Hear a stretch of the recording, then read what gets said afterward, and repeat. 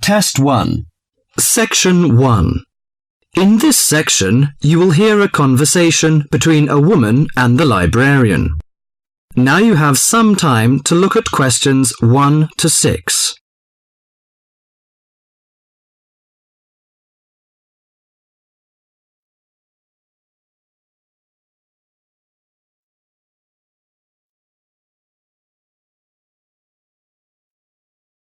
Now listen to the talk and answer the questions 1 to 6.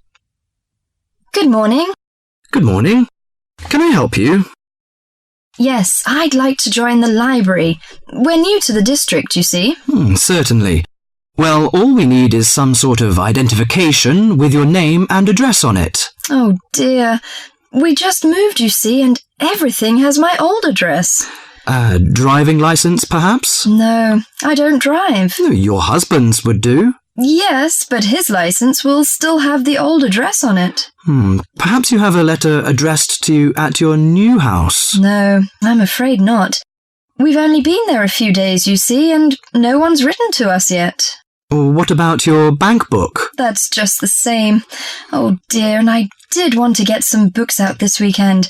We're going on holiday to relax after the move, you see, and I wanted to take something with me to read. Well, I'm sorry, but we can't possibly issue tickets without some form of identification. What about your passport? What? Oh yes, how silly of me. I've just got a new one, and it does have our new address.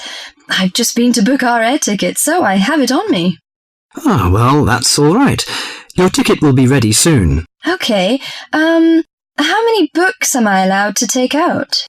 You can take 4 books out at a time, and you can also get 2 tickets to take out 3 magazines or periodicals. Newspapers, I'm afraid, can't be taken out. Oh, that's fine. Do you have a record library? Some libraries do, I know. Yes, we do. You have to pay a deposit of $5 in case you damage them, but that entitles you to take out 2 records at a time. That's good. Could you show me where your history and biography sections are, please? Yes, just over there to your right. If there's any particular book you want, you can look it up in the catalogue, which you'll find just around the corner. You can also find a touchscreen information service on level 2. Thank you. Oh, and how long am I allowed to keep the books for? Well, the normal loan period is 3 weeks, with 2 weeks extension. Oh dear. We're going away for 4 weeks. Can I renew them now? I'm afraid not. You must do that at the end of 3 weeks. I see. Thank you very much.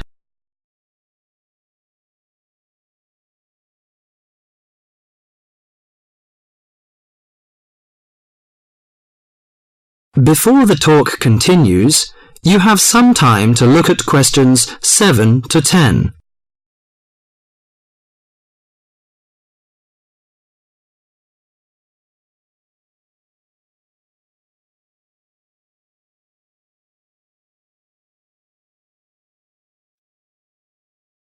Now listen to the talk and answer the questions 7 to 10.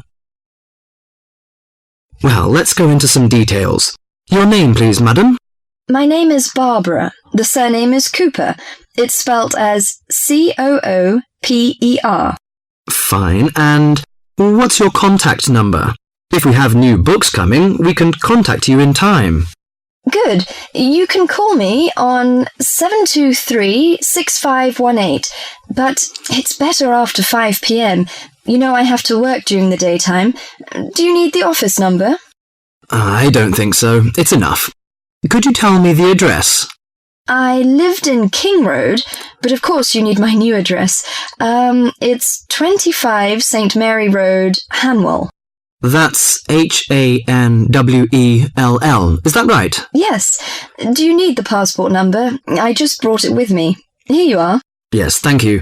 The number of your passport is G5798-0942. OK, and your ticket is ready. The number is M930123.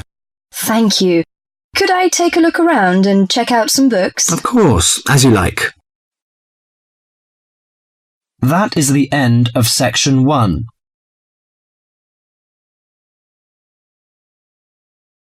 You now have half a minute to check your answers.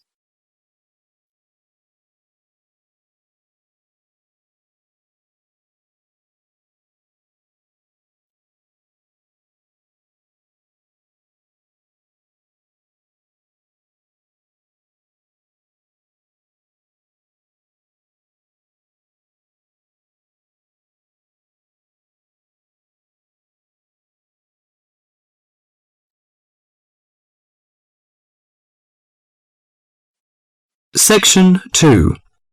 In this section, you'll hear an introduction on cheese making. You have half a minute to read the questions 11 to 20 first.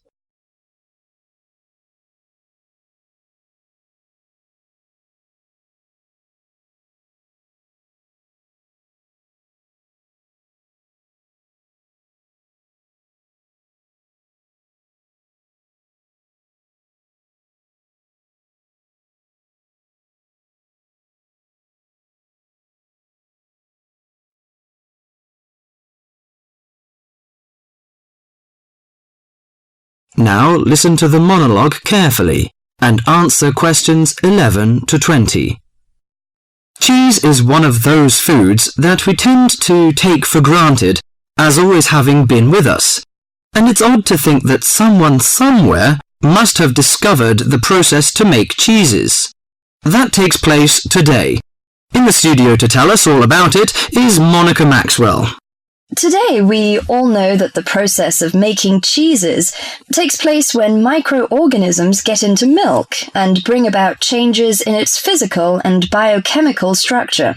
Well, obviously, we don't know who discovered the process, but it's thought that it came from Southwest Asia about 8,000 years ago. In the early time, there were mainly two types of cheeses. One of them was rather tasteless and bland, in the case of the so-called fresh cheeses, which are eaten immediately after the milk has coagulated. And another one was rough-tasting and salty, in the case of the ripened cheeses, which are made by adding salt to the soft fresh cheese and allowing other biochemical processes to continue so that a stronger taste and a more solid texture resulted. The ancient Romans changed all that. They were great pioneers in the art of cheese making, and the different varieties of cheese they invented and the techniques for producing them spread with them to the countries they invaded. This spread of new techniques took place between about 60 BC and 300 AD. You can still trace their influence in the English word cheese, which comes ultimately from the Latin word Caseus, that's C-A-S-E-U-S. At this stage in history, people weren't aware in a scientific way of the role of different microorganisms and enzymes in producing different types of cheese, but they knew from experience that cheese's tastes were relevant to something. If you kept your milk or your pre-cheese mixture at a certain temperature or in a certain environment, things would turn out in a certain way. In the 19th century, with the increasing knowledge about microorganism, there came the next great step forward in cheese making. Once it was known exactly which microorganism was involved in the different stages of producing a cheese and how the presence of different microorganisms affected the taste, it was possible to introduce them deliberately and to industrialize the process. Nowadays, cheese is made on a large scale in factories, although the small producer working from his dairy farm continued to exist and still exists today. Cheesemaking moved very much into the world of technology and industrial processes, although because the aim is still to produce something that people like to eat, there's still an important role for human judgment. People still go round tasting the young cheese at different stages to see how it's getting on, and may add a bit of this or that to improve the final taste. Whatever the scale of production, there is still room for the development of art alongside the technology. That is the end of section 2.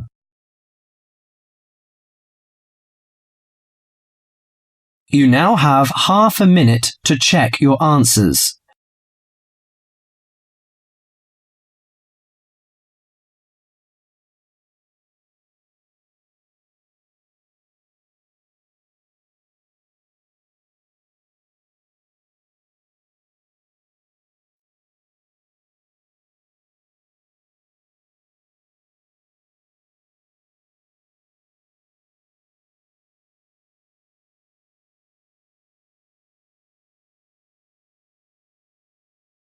Section 3.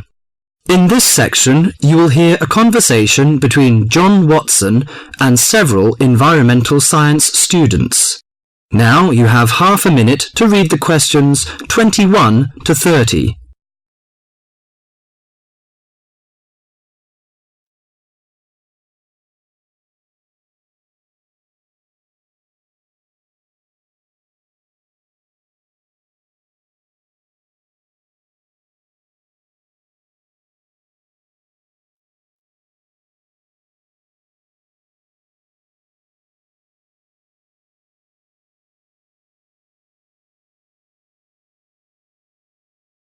Now listen to the conversation and answer questions 21 to 30.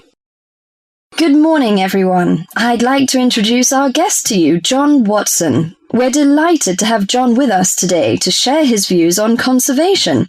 As environmental science students, I know you'll have a lot of questions. So let's kick off by asking him to tell us how he got involved in the environmental movement. Thank you, Deborah. It's nice to be here.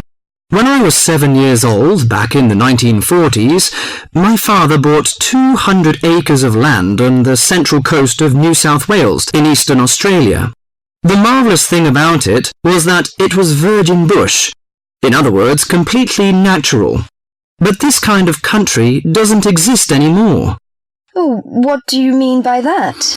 Well, let me explain. We went to live there when I was 10. When I was 12, the foxes and cats appeared. And by the time I was 14, there were no native animals left. You mean that within 4 years, all the native animals had gone? That's exactly what I mean. But it took a while for people to realise what was going on. So, you're saying that it was the cat and the fox that killed off the native animals? Absolutely right. But back in the 1970s, people didn't realise it. Even though Australia was losing wildlife faster than the rest of the world combined, people were blaming the farmers and miners, but not their lovely little pussycats. They're domestic cats you're talking about? Exactly. And what's more, they didn't want to know. Can you tell us how you set about proving your theory that it was feral cats and foxes which were killing native animals? Well, I moved to South Australia specifically to set up a wildlife sanctuary there. Why South Australia in particular? I chose South Australia because it was the only state where it was still legal for me to fence off an area and put back locally extinct animals. That was very far-sighted of them, wasn't it? Well, not exactly. They just hadn't got around to making it illegal. Though they soon tried to, once they realised what I was doing. Did you ever get into trouble for your actions? Yes, once or twice. In 1976, they put me in jail for cutting down some pine trees to allow me to build a fence to keep out the cats and foxes. How did you get out of that situation? Well, I signed an agreement saying that I wouldn't go on building the sanctuary, but then I just kept on building it. That was very brave of you. Well, I figured that I had signed under duress, so I didn't feel bound by it. The sanctuary was completed in 1983 and opened to the public in 1985, and within a year it was overrun with native animals. There are other ways of protecting endangered animals, though, aren't there? You can raise public awareness through research and educational programs. Well, I don't have much time for that. Unfortunately, today we measure success in science, not by your results, but by how much funding you get. What you've done is obviously admirable. But don't you think there's an argument for letting nature take its course? I mean, don't you think cats and foxes have a right to live too? Well, no, not really. They were introduced to this country, but they don't belong here. But aren't you trying to turn back the clock? These other animals are here now. What is so important to you about native species that justifies killing any number of alien ones? I believe that evolution gave us a paradise, and that we will lose everything unless we understand the need for balance. But really, at the end of the day, it's just a belief. It's just a feeling. That is the end of section 3. You now have half a minute to check your answers.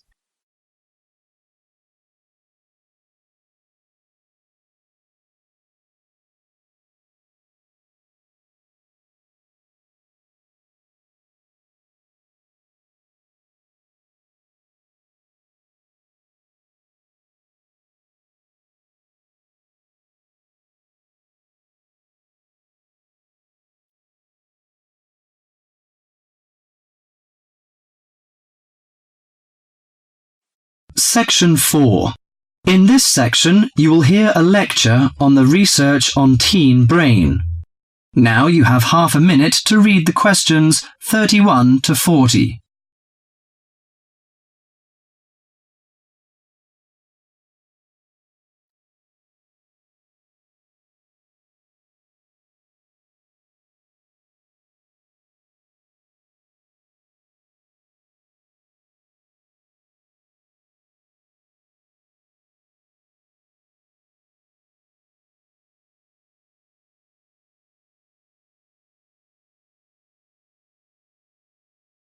Now listen to the lecture and answer questions 31 to 40.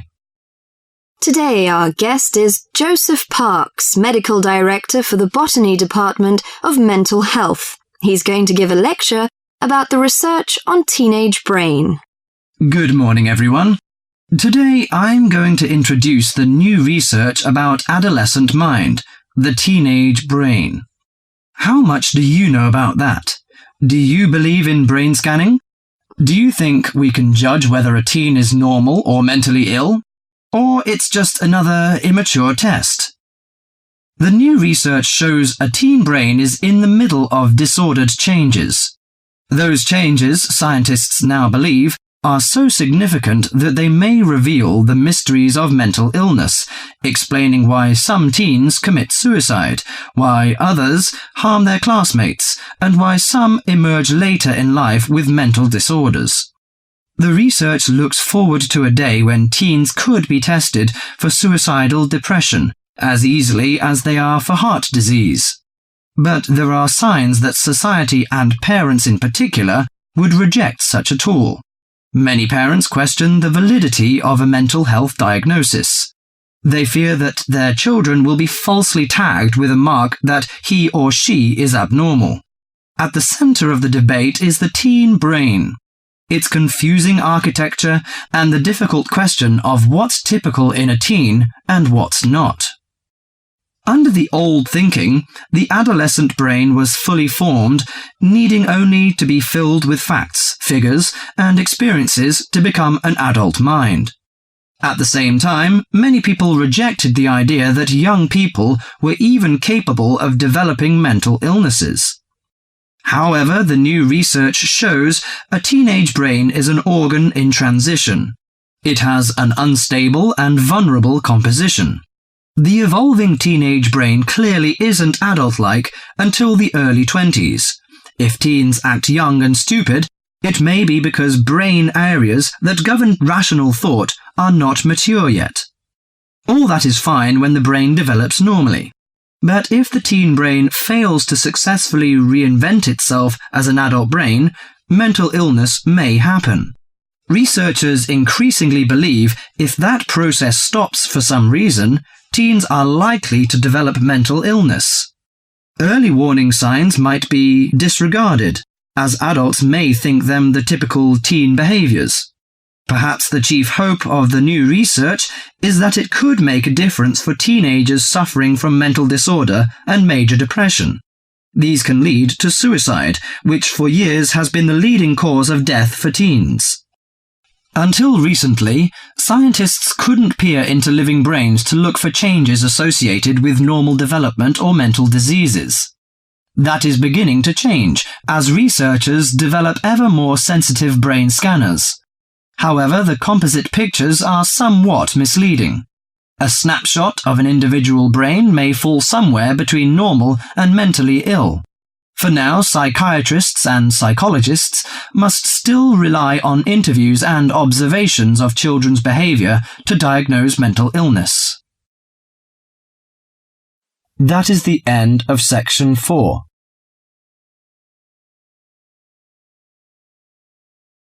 You now have half a minute to check your answers.